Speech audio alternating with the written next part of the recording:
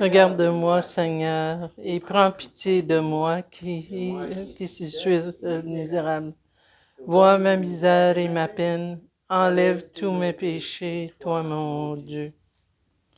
Au nom du Père et du Fils et du Saint-Esprit, Amen. le Seigneur soit avec vous. Et avec votre esprit.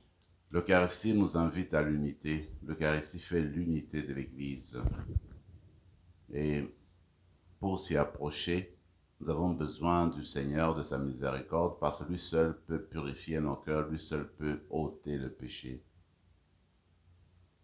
Avant de faire l'expérience de la communion avec le Christ, avec l'Esprit, avec le Père, même la communion entre nous, demandons la grâce de la purification, demandons le pardon au Seigneur pour nous donner ce désir ardent de participer à l'action, de participer à l'unité de l'Église, à l'unité de l'humanité.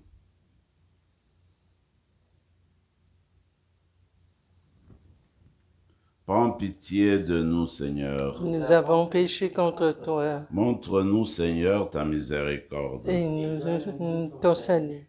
Que Dieu Tout-Puissant nous fasse miséricorde, qu'il nous pardonne nos péchés et nous conduise à la vie éternelle. Amen. Seigneur, prends pitié. Seigneur, prends pitié. Ô Christ, prends pitié. Ô Christ, prends pitié. Seigneur, prends pitié. Seigneur, prends pitié. Prions le Seigneur.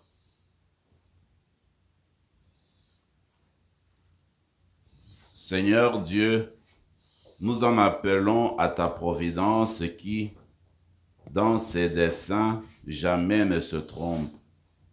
Et nous te supplions humblement.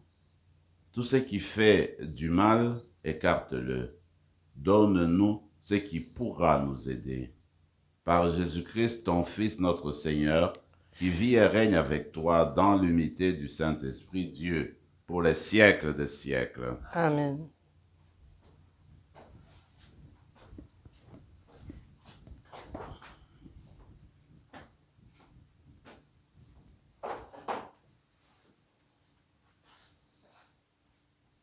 Lecture de la lettre de Saint Paul apôtre aux Éphésiens.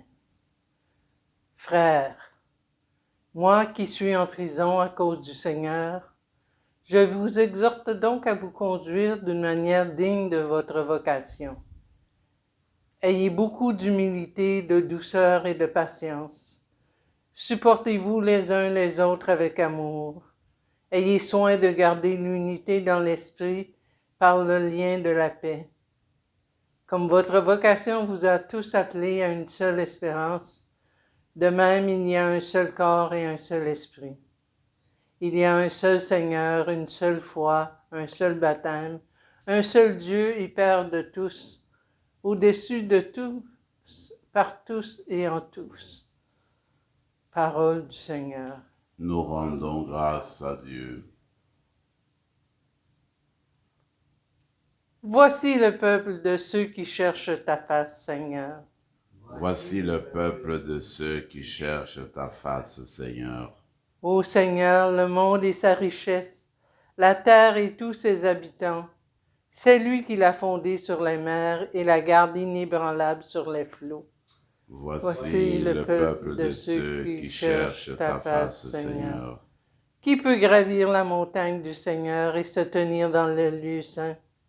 L'homme au cœur pur, aux mains innocentes, qui ne livre pas son âme aux idoles. Voici le peuple de ceux qui cherchent ta face, Seigneur. Il obtient du Seigneur la bénédiction et de Dieu son Sauveur la justice. Voici le peuple de ceux qui le cherchent. Voici Jacob qui recherche ta face. Voici le peuple de ceux qui cherchent ta face, Seigneur. Alléluia, Alléluia, tu es béni, Père, sur la terre. Tu as révélé aux tout petits les mystères du royaume. Alléluia.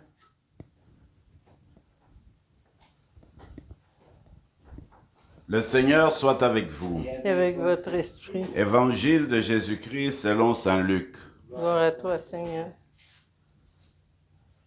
En ce temps-là, Jésus disait aux foules, Quand vous voyez un nuage monter au couchant, vous dites aussitôt qu'il va pleuvoir. Et c'est ce qui arrive. Et quand vous voyez souffler le vent du sud, vous dites qu'il fera une chaleur torride. Et cela arrive. Hypocrite, vous avez interprété l'aspect de la terre et du ciel, mais ce moment-ci, pourquoi ne savez-vous pas l'interpréter? Et pourquoi aussi ne jugez-vous pas par vous-même ce qui est juste? Ainsi, quand tu vas avec ton adversaire devant le magistrat, pendant que tu es en chemin, mets tout en œuvre pour t'arranger avec lui, afin d'éviter qu'il ne te traîne devant le juge, que le juge ne te livre à l'huissier, et que l'huissier ne te jette en prison. Je te le dis, tu n'en sortiras pas avant d'avoir payé jusqu'au dernier centime. Acclamons la parole de Dieu. Louange à toi, Seigneur Jésus.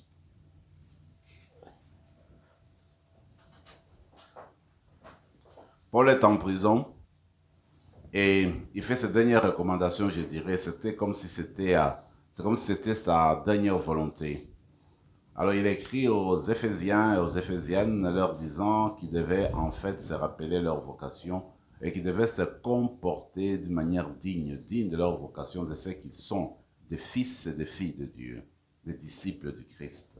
Alors il les encourage à garder la douceur, à garder l'humilité, à garder la bonté. Et surtout, il insiste sur l'unité. Il rappelle qu'en fait, il n'y a qu'un seul corps. Le seul corps, c'est le corps de l'Église, c'est le corps du Christ. Qu'il n'y a qu'un seul baptême, qu'il n'y a qu'un seul Seigneur, qu'il n'y a qu'un seul Père, un seul Esprit. Et tout cela est mis à la disposition de la communauté, justement, pour entrer dans l'unité, l'unité qui procède de Dieu lui-même. Comme pour dire, une des dernières préoccupations de Paul, alors qu'il est en prison, est de recommander à ses disciples, de recommander aux croyants, aux croyantes, de continuer à bâtir l'unité. Parce que l'unité est le signe de la présence de Dieu. Parce que l'unité est un appel, en fait, qui conduit à rendre davantage l'amour, à exprimer davantage l'amour. Quand on s'aime, quand on s'apprécie, alors on se supporte mutuellement, alors on s'accepte mutuellement, alors on essaie de bâtir la vie commune. C'est sûr que l'unité, quand on parle de l'unité dans notre Église, l'unité selon l'esprit biblique, eh bien l'unité, ce n'est pas la conformité, c'est pas tout le monde la même chose, tout le monde fait la même chose. L'unité, eh bien, c'est la communion, c'est-à-dire qu'il y a des diversités, il y a d'autres manières de faire. Il y a des approches différentes, mais tout cela fait que les personnes demeurent ensemble, regardent dans la même direction, s'acceptent mutuellement, se supportent mutuellement, exercent l'humilité, vivent dans la douceur et s'aiment mutuellement.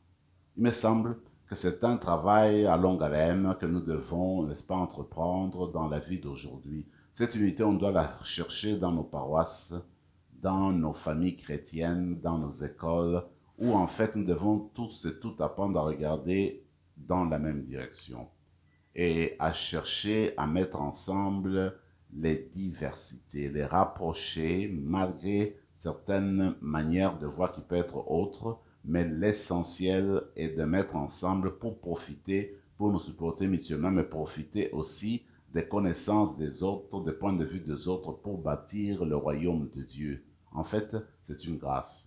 C'est une grâce que de chercher à bâtir l'unité, c'est une grâce que de désirer l'unité, c'est une grâce de désirer demeurer collé, attaché en famille avec les autres. Il me semble que vous et moi, nous sommes invités aujourd'hui à nous rappeler qu'il n'y a qu'un seul Seigneur, qu'il n'y a qu'un seul baptême, qu'il n'y a qu'un seul Christ, qu'il n'y a, n'est-ce pas, qu'une seule espérance. Et cela, quand nous célébrons l'Eucharistie, c'est cela qui est révélé, c'est cela qui se reflète dans nos réunions, dans nos rencontres eucharistiques, que le Christ, c'est celui qui fait la communion, celui qui fait l'unité. En vivant au jour le jour, demandons cette grâce-là, de rassembler et pas de diviser. Cette grâce de mettre ensemble et pas de séparer. C'est une grâce en fait qui s'enracine dans l'évangile, dans le dessein même de Dieu. Dieu est communion, comme nous le savons. Il est Père, il est Fils, il est Saint-Esprit. Dans l'évangile du jour, notre Seigneur nous rappelle des choses très simples. Même encore de nos jours, quand nous regardons le ciel, nous voyons certains signes et nous disons, il va pleuvoir certainement, probablement qu'il va pleuvoir. Et parfois nous disons, oh, tel que ça se présente, il y aura une chaleur torride. Et c'est vrai, c'est une expérience humaine, une expérience de l'existence, comment nous voyons les choses, c'est bien. Mais le Seigneur nous dit, il faut faire un pas de plus. Il ne faut pas se contenter seulement de discerner des choses qu'on voit dans l'atmosphère. Il faut aller plus loin, regarder vers la spiritualité, vers la vie spirituelle, vers l'avenir, vers en fait la vie éternelle. Il faut regarder où est-ce qu'on s'en va, regarder les signes du temps et puis essayer de voir comment Dieu nous interpelle, comment il nous appelle justement à entrer dans sa vie dès maintenant. Donc il faut le discernement finalement. Et le discernement, nous ne pouvons pas le faire si nous sommes séparés de Dieu. On ne peut discerner les choses que quand on est enraciné en Dieu, alors on peut être en mesure de pointer, de détecter les signes qui nous viennent de lui. Voilà une grâce à demander, le discernement. Et c'est l'Esprit qui donne cette grâce-là, que nous sachions discerner dans le monde d'aujourd'hui ce que Dieu désire et comment nous devons faire, n'est-ce pas, pour continuer à bâtir son royaume. D'ailleurs, aujourd'hui, quand nous écoutons tout ce qui se passe autour de nous, il y a beaucoup de problèmes, peut-être des situations difficiles avec la situation financière, économique dans plusieurs pays, même ici chez nous au Canada. On constate que les prix montent, le prix des choses à manger, le prix des choses alimentaires, ça monte continuellement. L'essence, on le sait, les loyers, il y a beaucoup de problèmes. Même quand on parle des gens qui doivent être votés, il y a toujours ce problème-là qui revient. La vie est chère, qu'est-ce qu'on va faire pour donner un coup de main aux personnes? Alors d'abord, c'est une chose qu'on peut voir extérieurement. Alors nous, les chrétiens, nous devons être à mesure de le sentir le premier, que les personnes autour de nous sont dans le besoin. Donc on ne se limite pas simplement aux choses matérielles, on voit que les gens ont besoin, il faut s'impliquer pour voir comment apporter, comment de notre manière, nous pouvons répondre à ce besoin social. En même temps que nous allons plus loin, nous regardons aussi le besoin spirituel des personnes qui ont faim, des personnes qui ont soif de l'amitié, soif d'amour. Tout cela, nous autres, nous allons plus loin. Alors le Seigneur nous dit, il ne faut pas seulement se contenter de voir l'extérieur, il faut aller aussi plus loin. Alors nous gardons les deux, n'est-ce pas, les deux aspects, et l'extérieur et l'intérieur, pour aider les personnes. Alors, dans la célébration d'aujourd'hui, on va demander cette grâce-là, que le Seigneur nous donne ce dont on a besoin aujourd'hui pour venir en aide, chacun à sa manière, chacun à son niveau, pour venir en aide à nos frères et sœurs aujourd'hui qui passent des moments difficiles du point de vue matériel, mais du point de vue aussi spirituel, du point de vue communautaire, du point de vue social. Alors que la célébration d'aujourd'hui, l'Eucharistie, continue à susciter en nous le désir de vivre l'unité, de nous rassembler, mais aussi que l'Eucharistie fasse de nous des instruments pour l'unité. Amen.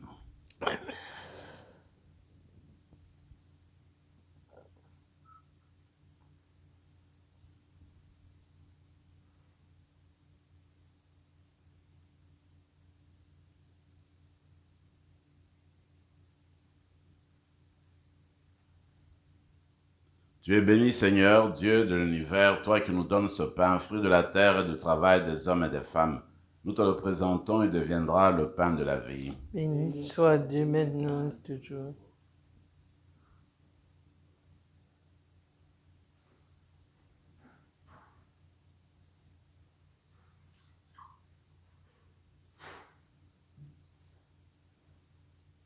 Comme cette eau se mêle au vin pour le sacrement de l'Alliance, puissions notre union en divinité de celui qui appelle notre humanité. Tu es béni, Seigneur, Dieu de l'univers, toi qui nous donnes ce vin, fruit de la vigne et du travail des hommes et des femmes. Nous te le présentons, il deviendra le vin du royaume éternel. Béni soit Dieu maintenant et toujours. Nom de ce pauvre, nous te supplions, Seigneur, accueille-nous, que notre sacrifice en ce jour, trouve grâce devant toi, pardon de nos fautes, Seigneur, purifie-nous de nos péchés. Prions ensemble, mes frères et mes sœurs, au moment d'offrir le sacrifice de toute l'Église. Pour la gloire de Dieu et le salut du monde. Confiant dans ta tendresse, Seigneur, nous approchons de ton autel avec respect, en apportant nos présents. Puissions-nous, par un effet de ta grâce qui nous purifie, être renouvelés par ces mystères que nous célébrons, par le Christ notre Seigneur. Amen. Le Seigneur soit avec vous. Et avec votre esprit. Élevons notre cœur. Nous le tournons vers le Seigneur. Rendons grâce au Seigneur notre Dieu. Cela est juste et bon. Vraiment, il est juste et bon pour ta gloire et notre salut de t'offrir notre action de grâce toujours et en tout lieu, Seigneur Père très saint, Dieu éternel et tout-puissant. C'est par ton Fils bien-aimé que tu as formé le genre humain, et c'est encore par lui que dans la grande bonté tu le renouvelles. Voilà pourquoi toutes les créatures te servent. Le peuple que tu as racheté célèbre ta louange. Les saints te bénissent d'un seul cœur. Et déjà, nous pouvons te louer avec tous les anges et, dans la joie, nous ne cessons de proclamer. Saint, Saint, Saint, le Seigneur Dieu de l'univers, le ciel et la terre sont remplis de ta gloire. Hosanna au plus haut des cieux. Béni soit celui qui vient au nom du Seigneur. Hosanna au plus haut des cieux. Toi qui es vraiment saint, toi qui es la source de toute sainteté, Seigneur, nous te prions, sanctifie ces offrandes en répandant sur elles ton esprit, qu'elles deviennent pour nous le corps et le sang de Jésus le Christ notre Seigneur. Au moment d'être livré et d'entrer librement dans sa passion, il prit le pain. Il rendit grâce, il le rompit et le donna à ses disciples en disant « Prenez et mangez-en tous, ceci est mon corps livré pour vous. »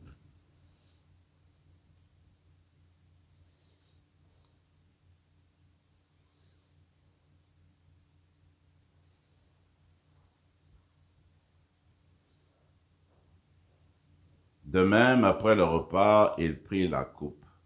De nouveau, il rendit grâce et la donna à ses disciples en disant « Prenez et buvez-en tous, car ceci est la coupe de mon sang, le sang de l'alliance nouvelle et éternelle, qui sera versé pour vous et pour la multitude en rémission des péchés. Vous ferez cela en mémoire de moi. »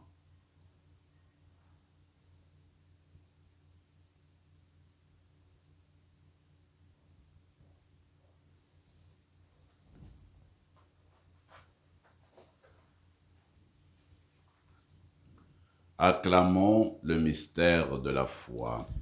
Quand nous mangeons ce pain et buvons à cette coupe, nous annonçons ta mort, Seigneur ressuscité, et nous attendons que tu viennes. En faisant ainsi mémoire de la mort et de la résurrection de ton Fils, nous t'offrons, Seigneur, le pain de la vie et la coupe du salut. Et nous te rendons grâce, car tu nous as estimés dignes de nous tenir devant toi pour te servir.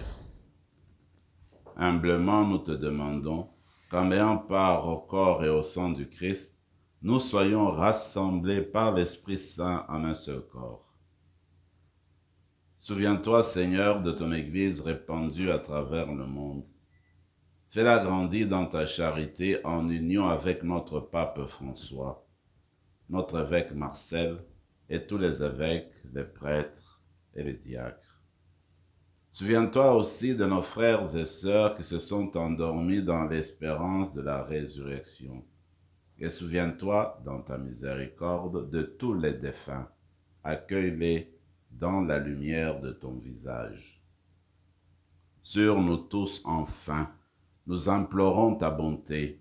Permets qu'avec la Vierge Marie, la bienheureuse Mère de Dieu, avec Saint Joseph, son époux, les apôtres et tous les saints, qui ont fait ta joie au long des âges, nous ayons part à la vie éternelle, et que nous chantions ta louange et ta gloire par le Christ notre Seigneur. Par lui, avec lui et en lui, à toi, Dieu le Père Tout-Puissant, dans l'unité du Saint-Esprit, tout honneur et toute gloire pour les siècles des siècles. Amen. Comme nous l'avons appris du Sauveur et selon son commandement, nous osons dire, Notre Père qui es aux cieux, que ton nom soit sanctifié, que ton règne vienne, que ta volonté soit faite sur la terre comme au ciel. Donne-nous aujourd'hui notre pain de ce jour. Pardonne-nous nos offenses comme nous pardonnons aussi à ceux qui nous ont offensés. Et ne nous laisse pas entrer en tentation, mais délivre-nous du mal. Délivre-nous de tout mal, Seigneur, et donne la paix à notre temps. Soutenus par ta miséricorde, nous serons libérés de tout péché, à l'abri de toute épreuve. Nous qui attendons que se réalise cette bienheureuse espérance, l'avènement de Jésus-Christ, notre Sauveur. C'est à toi qu'appartiennent le règne, la puissance et la gloire, pour les siècles des siècles. Seigneur Jésus-Christ, tu as dit à tes apôtres, je vous laisse la paix, je vous donne ma paix. Ne regarde pas nos péchés, mais la foi de ton Église, pour que ta volonté s'accomplisse, donne-lui toujours cette paix, et conduis-la vers l'unité parfaite, toi qui vis et règnes pour les siècles des siècles. Amen. Que la paix du Seigneur soit toujours avec vous. Et avec votre esprit. Agneau de Le Dieu qui enlève le péché du monde, prends pitié de nous. Agneau de Dieu qui enlève le péché du monde, prends pitié de nous. Agneau de Dieu qui enlève le péché du monde, donne-nous la paix. Seigneur Jésus-Christ, que cette communion à ton corps et à ton sang n'entraîne pour nous ni jugement, ni condamnation, mais que, par ta bonté, elle soutienne notre esprit et notre corps et nous donne la guérison.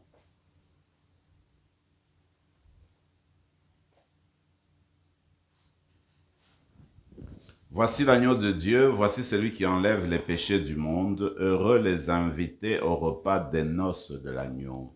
Seigneur, je ne suis pas digne de recevoir, mais dis seulement une parole et je serai guéri. Que le corps et le sang du Christ nous gardent pour la vie éternelle. Amen.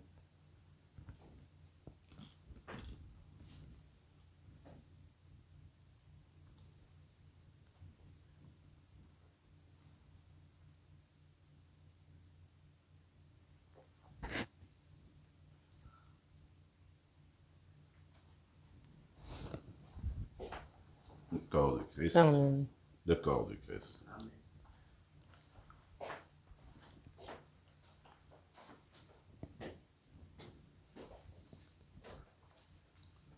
Prenons quelques moments de silence et de prière dans nos cœurs.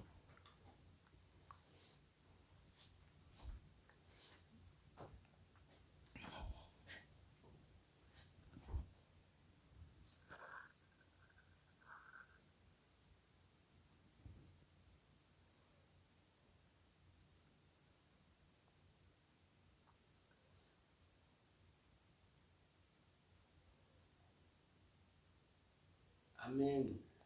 Je vous le dis, tout ce que vous demanderez dans la prière, croyez que vous l'avez obtenu, et cela vous sera accordé, dit le Seigneur. Prions encore le Seigneur. Guide-nous par ton esprit, nous t'en prions, Seigneur. Toi qui nous as nourris du corps et du sang de ton Fils, accorde-nous de te rendre témoignage, non seulement en parole et par des discours, mais aussi en actes et en vérité, pour mériter d'entrer dans le royaume des cieux, par le Christ notre Seigneur. Amen. Le Seigneur soit avec vous, Et avec votre esprit. et que Dieu Tout-Puissant vous bénisse, le Père, le Fils et le Saint-Esprit. Amen. Allez dans la paix du Christ. Nous rendons grâce à Dieu.